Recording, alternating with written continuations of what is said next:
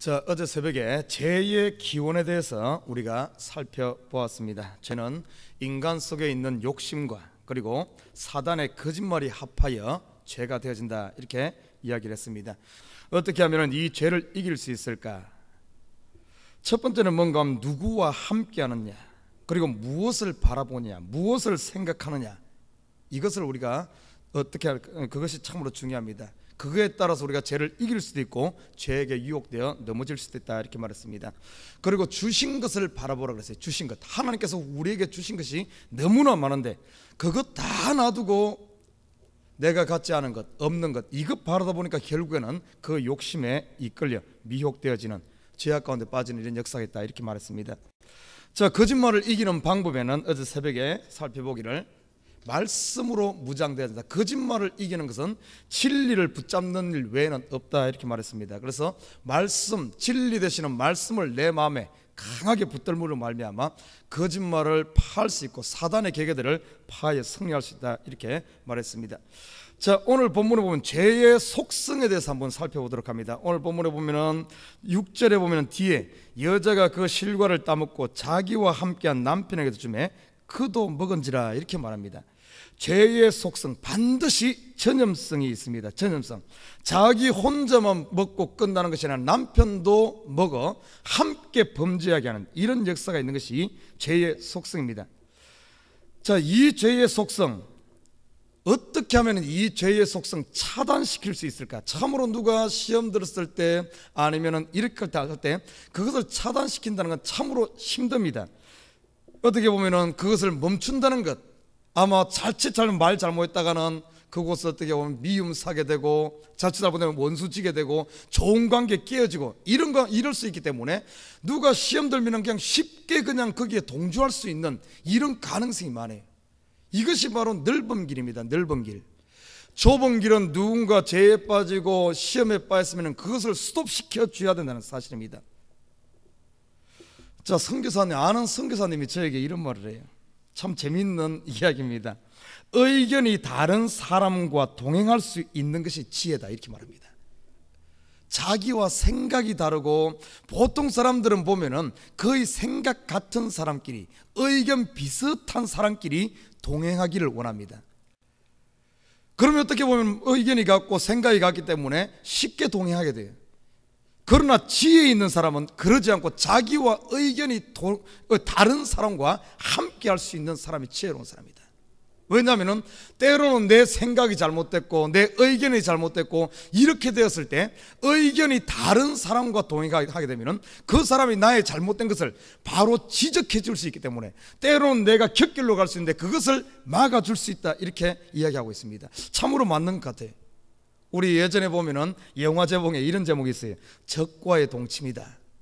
적과 동침할 수 있는, 적과 함께 할 수 있는 이런 어떤 지혜. 여러분, 가정에서 남편이 그렇습니다. 남편이 혹시 어떤 어려움이 있고 아니면 죄악으로 간다든지 시험이 들었다든지 이렇게 할 때 그 쉽게 어떻게 보면은 아내가 동조하기 싫어요. 아, 맞아, 당신 위로한다고 해가지고 당신 말이 맞아, 같이 그렇다 그러면은 그 죄악으로 더 깊이 빠져들고 시험에 더 깊이 빠져들 수 있습니다. 그러나 아내가 현명해가지고 아니요, 그게 아니라고, 당신이 지금 잘못 생각하고 있다고, 실상은 그게 아니라고 이렇게 바로 잡아주게 되면 시험으로 깊이 빠져드는 것이 아니라 그 영혼을 그곳에서 건져냅니다. 성경에 보면 이런 지혜로운 여인의 이야기가 소개되고 있습니다. 여러분 잘 아는 지혜의 여인이라면 아비가일입니다. 아비가일. 다윗이 뭡니까? 이 막 안에서 분이 일어나 가지고 어떻게 보면은 이 나발이란 이 사람의 가정을 멸하러 가는 이 과정에서 이 다윗의 분을 멈춘 사람이 누군가 하면 이 아비가일입니다. 이 여인이 다윗에게 나아가 지혜롭게 말함으로 말미암아 다윗의 그 막 끌어오는 이 분을 멈춤으로 말미암아 다윗이 하나님께 범죄하는 이것을 멈춘 사람이 이 아비가일입니다. 나중에 이 아비가일은 지혜로운 여인이 되어서 이 어떻게 보면 다윗과 결혼하는 이런 역사가 일어나지 않습니까? 아내가 또 어떻게 보면 이런 곁길로 갈 때 남편이 바로 잡아주는, 교회에서도 똑같습니다. 이 교회도 누군가 이렇게 어려운 가운데 있고 시험 가운데 있고 아니면 죄악 가운데 있을 때 그것을 바로 잡아줄 수 있는 사람, 그 사람이 나를 바로잡아 줄 수 있는 이런 사람이 있는 교회, 이런 사람이 있는 가정은 복된 가정이라는 사실입니다. 목사와 똑같아요. 교회에서 보면은 성도들이 곁길로 갈 때 그것을 목사가 바로 잡아줄 수 있어야 됩니다. 성도들 눈치 보면서 그냥 옳다고 그냥 내버려 두게 되면은 결국에는 그냥 더 깊은 빠져드는 거예요. 목사와 똑같습니다. 성도들도 똑같아요. 목사가 때로는 곁길로 갈 때 목사를 바로 잡아줄 수 있는, 같이 기도해주고 같이 바로 잡아줄 수 있는 이런 성도를 가진 목회자라면 참으로 행복한 목회자가 아닐까 싶어요. 목사가 곁길로 갈 때 그것을 비판을 하고 뭔가 막 그것을 막 드러내고 온 동네방네 소문을 내가지고 죄에 죄를 더하게 하고 결국에는 교회를 무너뜨리는 것이 아니라 곁길로 갈 때 그걸 바로 잡아주면서 함께 기도하면서 함께 잡아준다면 참으로 어떻게 보면은 우리가 때로는 얼마든지 넘어질 수 있어요. 얼마든지 죄악에 빠질 수 있습니다. 때로는 사단의 거짓말에 넘어질 수 있어요. 그렇지만은 거기서 차단한다면은, 거짓말이 한 번로 끝난다면은, 그것으로 끝납니다. 오늘 하와가 이 아담이 뭡니까? 하와의 이것을 바로 잡아줘야 되는데 그러지 못하고 같이 따먹고 함께 범죄하니까 결국엔 넘어지는 거예요. 가정 전체가 파괴되는 겁니다. 오늘 아담이 바로 잡아줘야 됐었는데 그러지를 못했던 겁니다. 사랑하는 우리 식구 여러분, 저와 여러분, 이 죄에는 강한 전염성이 있습니다. 누가 이 전염성을 끊을 수 있을까? 이 끊는 자가 복된 자인 줄 믿습니다. 성경에 보면 이것을 끊는 자, 이것을 끊고 죄악 가운데 있는 형제를 돌아오게 하는 사람, 이 사람이 복된 자다. 그리고 뭡니까? 이 다니엘서 보면은 이렇게 이야기했어요. 다니엘서 12장 3절에 보면은 지혜로운 자는 궁창의 빛과 같이 빛날 것이요 많은 사람을 옳은 대로 돌아오게 하는 자는 별과 같이 영원토록 비치리라, 이렇게 말합니다. 죄는 전염성이 있어 계속해서 세상을 아니면 교회를 자꾸 전염시키고 있는데 그 죄악 가운데 빠져있는, 죄악으로 물들어가는 그 사람을 돌아오게 하는데, 이 돌아오게 하는 데는 그냥 되잖아요. 자칫 잘못하면 싸움 나고 자칫 잘못하면 관계가 깨어지는 일이 나면 여기는 반드시 지혜가 필요한데, 지혜로운 자는 어떻게 하면 궁창의 빛과 같이 빛난다, 이렇게 말하고 있습니다. 그를 돌아오게 하는 자. 나는 우리 에버그린 장로교회 모든 식구들이 지혜로워서 가정을 세우는 저와 여러분 되시길 주님을 부탁드립니다. 아내가 넘어졌을 때 남편이 붙들어주고, 남편이 곁길로 갈 때 아내가 잡아주고, 성도가 곁길로 갈 때 목사가 잡아주고, 목사가 곁길로 갈 때 우리 성도들이 붙잡아주는, 함께하는, 그래서 세우는 저와 여러분 되시기를 주님을 부탁드립니다. 자, 오늘 본문은 7절에 보면 이에 그들의 눈이 밝아 자기들의 몸이 벗은 줄을 알고, 자, 이들이 범죄하고 나니까 그들의 눈이 밝아졌다, 이렇게 말하고 있어요. 좋은 쪽으로 눈이 밝아지면 좋은데, 하나님처럼 이렇게 밝아지면 좋은데, 이들의 눈이 밝아서 제일 먼저 바라본 것이 뭔가 하면은 하나님의 아름다움, 하나님의 거룩하심을 바라본 것이 아니라 그들이 눈이 밝았고 나니까 자기들의 벗은 몸을 바라보게 되었습니다. 하나님을, 눈이 밝아서 하나님을 깊이 알아야 되는데, 이 시대 저와 여러분 눈이 밝아서 하나님을 깊이, 영의 눈이 하나님을 깊이 알아야 됩니다. 그런데 실질적으로 범죄하고 눈이 열리고 나니까 하나님을 안 것이 아니라 자기들의 수치심을 바라보게 되었어요. 여러분, 이 수치심을 바라보게 되니까 결국에는 하나님을 바라보던 눈은 감겨지고 영의 눈은 닫혀지고 인간의 육의 욕심들, 자기를 바라보게 됐다. 자기를. 이 이후부터 결국에는 자기 중심, 자기 생각, 모든 이 시야가 자기에게 포커스가 완전히 맞춰져 버립니다. 결국에 예수님께서 이 땅에 오셔서 십자가 지시고 우리의 죄를 사하고 나니까 어떤가 하면은 제대로 눈이 열립니다. 어떤 눈이 열리는가 하면은 자기를 바라보던 시야는 감기고 하나님을 바라보는 영의 눈이 열리게 되는, 참 아이러니컬하죠. 눈이 밝아지면 좋을 줄 알았는데 결국에는 하나님 영의 눈은 막혀버리고 자기를 바라보는 눈이 열리고, 참 안타까운 이런 모습을 보게 됩니다. 결국에 사단의 거짓말은 거짓말에 넘어감으로 말미암아 자기를 바로.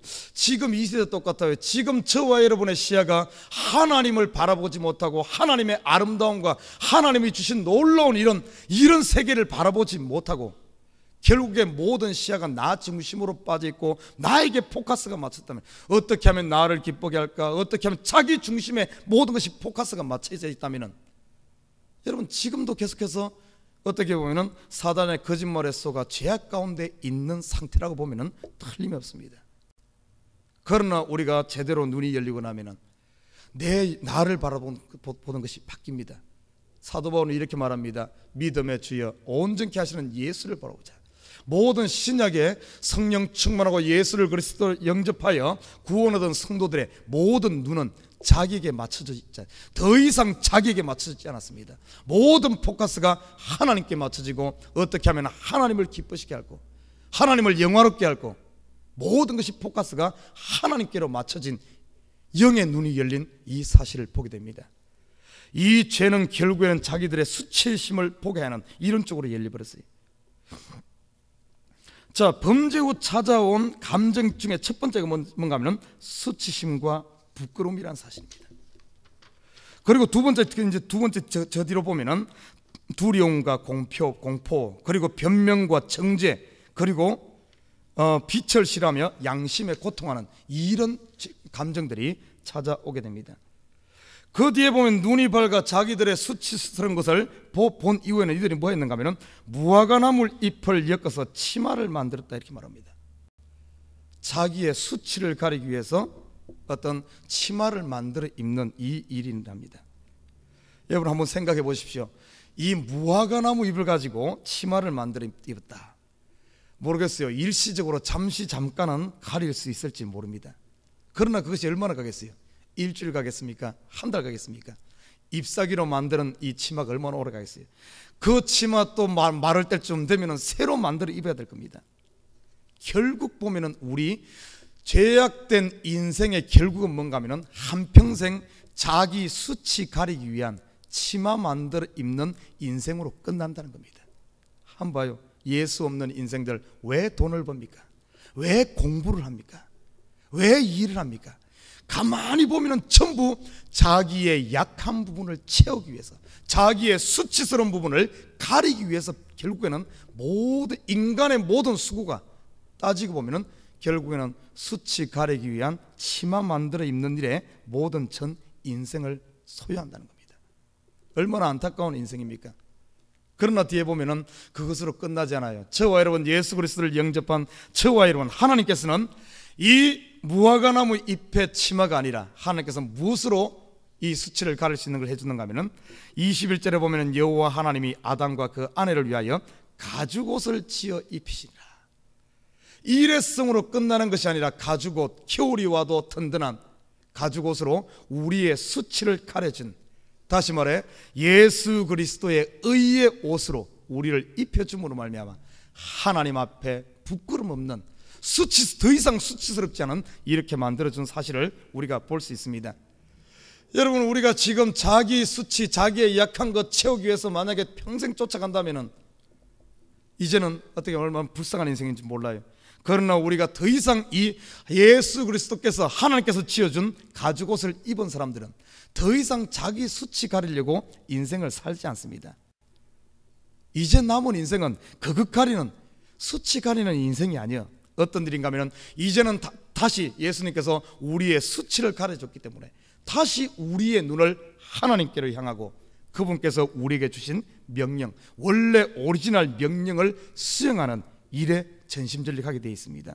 1장 28절에 보면 하나님께서 우리에게 세 가지 명령을 주었어요. 첫째는 땅에 충만하라 그랬어요. 땅에 충만하라. 여러분, 우리가 해야 될 일은 뭡니까? 땅에 충만해야 됩니다. 무엇으로 충만해야 되는가? 복음으로 충만해야 되고 하나님의 이름으로 충만해야 되고 그리스도를 이 땅에 하는 모든 사람들이 그리스도를 알 수 있도록 복음을 전함으로 예수의 이름이 충만해야 될 줄 믿습니다.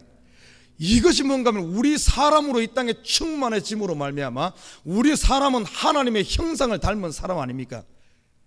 이 복음으로 충만함으로 말미암아 하나님의 이름이 더 높아져야 되는 이 일에 우리가 전심천리가 됩니다.